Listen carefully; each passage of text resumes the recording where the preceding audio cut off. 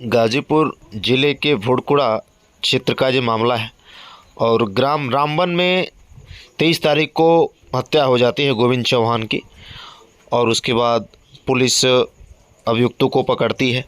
क्या प्रतिक्रिया थी गाजीपुर के एसपी ओमवीर सिंह की, क्या बोला प्रेस कॉन्फ्रेंस में मीडिया के सामने, देखें पूरा वीडियो।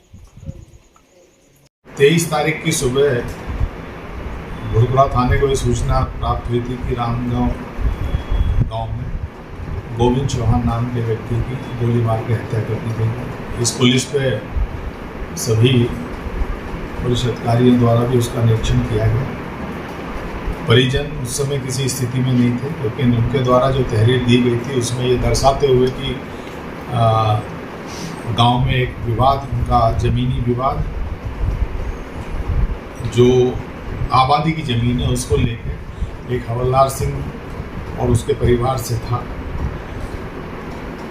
जिस भूखंड के ऊपर विवाद बताया गया था उसमें 30 साल पहले भी हत्या हो चुकी थी और उसमें हवलदार सिंह व उसके अन्य परिजन अपने ही भाई की हत्या करने में जेल गए थे।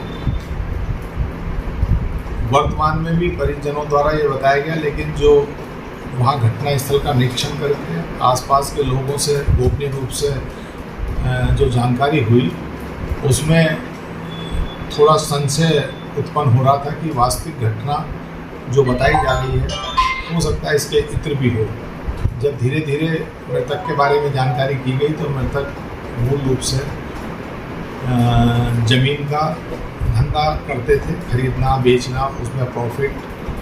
तो जब इसकी गहराई में गए तो जखनिया जो गांव में वहाँ पे भी एक मकान को लेकर एक विवाद था।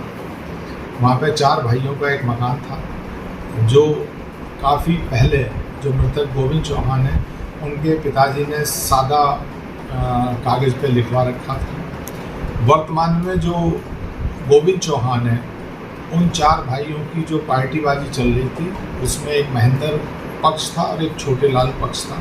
तो महेंद्र पक्ष को सपोर्ट कर रहा था और उन बाकी दोनों भाइयों पे दबाव बनाया जा रहा था कि तुम महेंद्र के पक्ष में इस मकान को छोड़ दो, महेंद्र को दूंगा।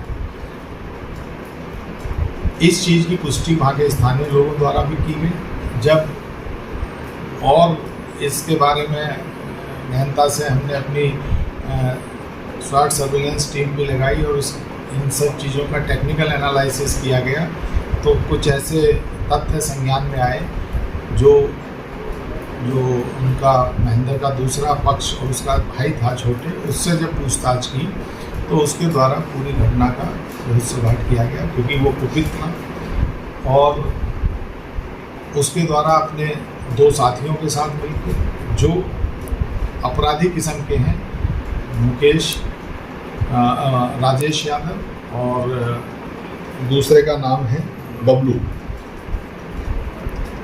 ये पूर्व में भी जेल जा चुके हैं विभिन्न अपराधों में।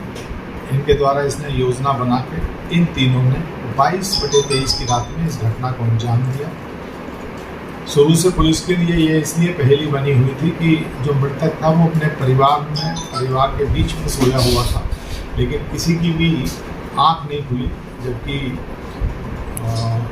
प्रथम दृष्टया जब घटनास्थल का निरीक्षण किया था तब भी जो गोली थी वो सिर में एक तरफ से लगी थी और दूसरी तरफ निकली थी, वो भी बरामद हुई थी मौके से।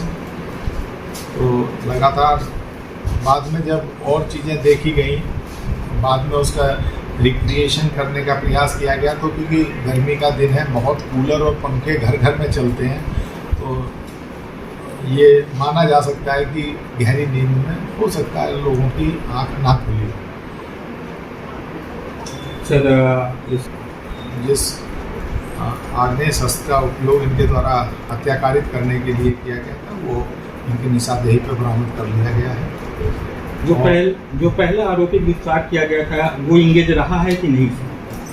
अभी तक उसका कोई रोल इस घटना में नहीं आ रहा। ये सही है कि उससे एक आबादी की ज़मीन को लेके इनका मनमुटाव था, लेकिन अभी तक की विवेचना में जो पूर्व में जेल गया था, क्योंकि वो एकदम परिवार उस समय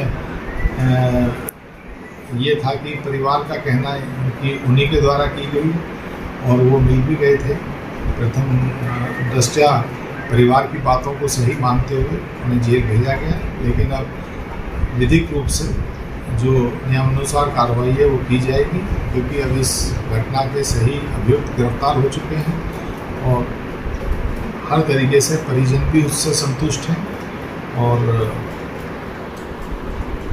परिजनों हत्यारों का तो ये भी कबूलनामा है कि हो सकता है इसमें अगर कोई और भी साथ में होता तो उसके साथ भी कोई घटना घटित कर सकते थे। तो इसलिए परिवार मुतमईन है उस विवाद से भी और घटना के खुलासे से। सर, ये रहने वाले भुड़कुड़ा कोतवाली के हैं कि अलग अलग जगह के? नहीं है, उसी अलग अलग थाना क्षेत्र के रहने वाले हैं, एक ही जगह के नहीं हैं, इसके साथी हैं और आपराधिक किस्म के लोग हैं।